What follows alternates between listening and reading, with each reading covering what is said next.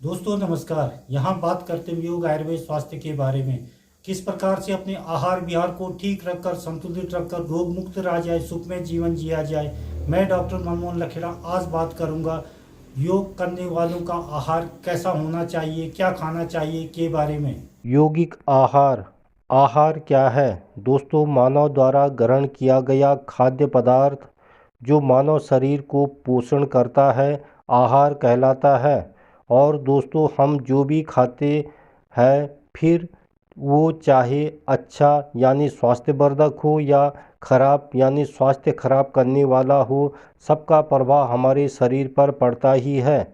और दोस्तों, आयुर्वेद ही एक ऐसा अनोखा अद्भुत विशाल जीवन जीने का शास्त्र है जिसमें इतना सूक्ष्म एवं विस्तार से वर्णन किया गया है कि किस कार्य को करने वालों को कौन सा आहार खाना चाहिए, जिसे कि दोस्तों आज वैज्ञानिकों ने भी साबित कर दिया है कि काम करने के हिसाब से या उम्र या शरीर के आकार प्रकार के हिसाब से कैसा आहार या भोजन ग्रहण करना चाहिए, कितनी कैलोरी शरीर को चाहिए आदि।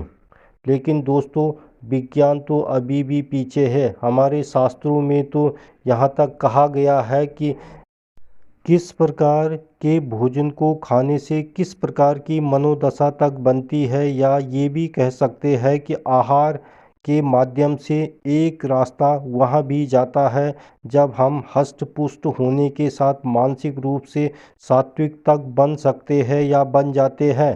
तो दोस्तों, आज हम उसी यौगिक आहार के बारे में बात कर रहे हैं कि जिन्हें भी आयुर्वेद के अनुसार धर्म अर्थ काम और मोक्ष तक पहुँचना है।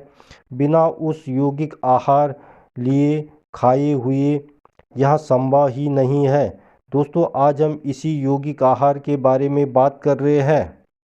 यौगिक आहार क्या है? दोस्तों, यौगिक आहार वह आहार जो योग साधना में सहायक हो उसे यौगिक आहार कहते हैं।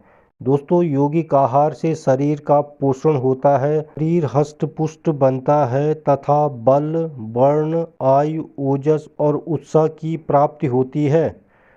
दोस्तों, कटु अम्लीय खट्टा तीखा नमकीन गरम हरी साग खट्टी भाजी तेल तिल सरसों मध मछली आदि का मांस दही छाछ हींग तथा लहसुन आदि योग साधकों के लिए अपथ्य कारक है, यानी ये भोजन नहीं खाने चाहिए कहे गए हैं। दोस्तों, फिर से गर्म किया हुआ रूखा अधिक गर्म या खटाई वाले अपथ्यकारक तथा उत्कट अर्थात वर्जित शाक युक्त भोजन अहितकर है, यानी ये भी नहीं खानी चाहिए, अतः इन्हें भी नहीं खाना चाहिए।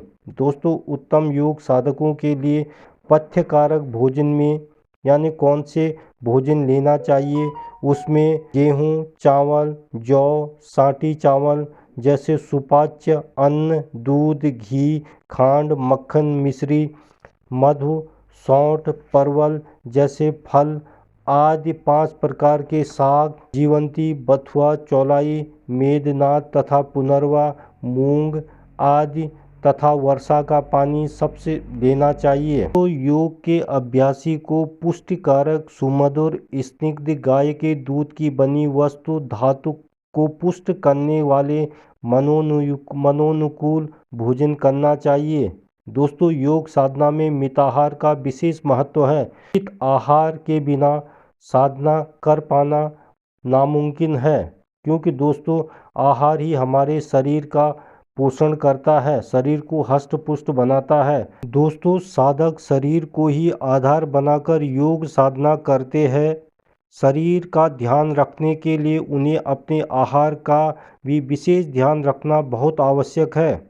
दोस्तों, योग साधना उसके लिए है जो संयमित भोजन करते हैं, जो अपने आहार पर ध्यान नहीं देते हुए योग साधना में सफल हो ही नहीं सकते।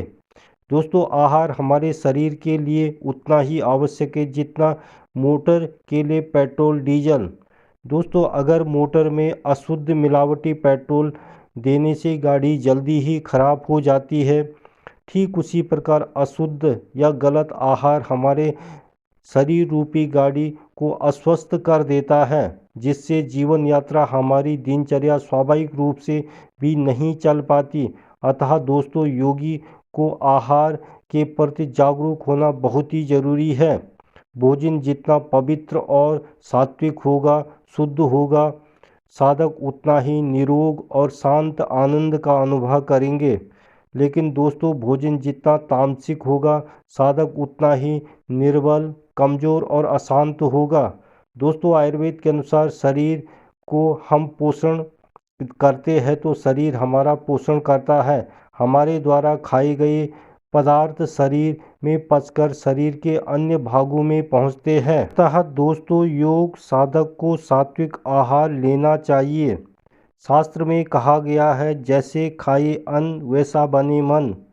दोस्तों, गीता के अनुसार जो व्यक्ति शरीर के साथ विचारना, भावना को शुद्ध, पवित्र और निर्मल रखना चाहता है, उसे राजसी व तामसी आहार त्याग करके सात्विक आहार लेना चाहिए। तो आहार की शुद्धि होने से अंतःकरण की शुद्धि होती है, अंतःकरण की शुद्धि होने से बुद्धि निश्चय होती है और बुद्धि के निर्भय होने से सभी प्रकार के संशय और भ्रम जाते रहते हैं।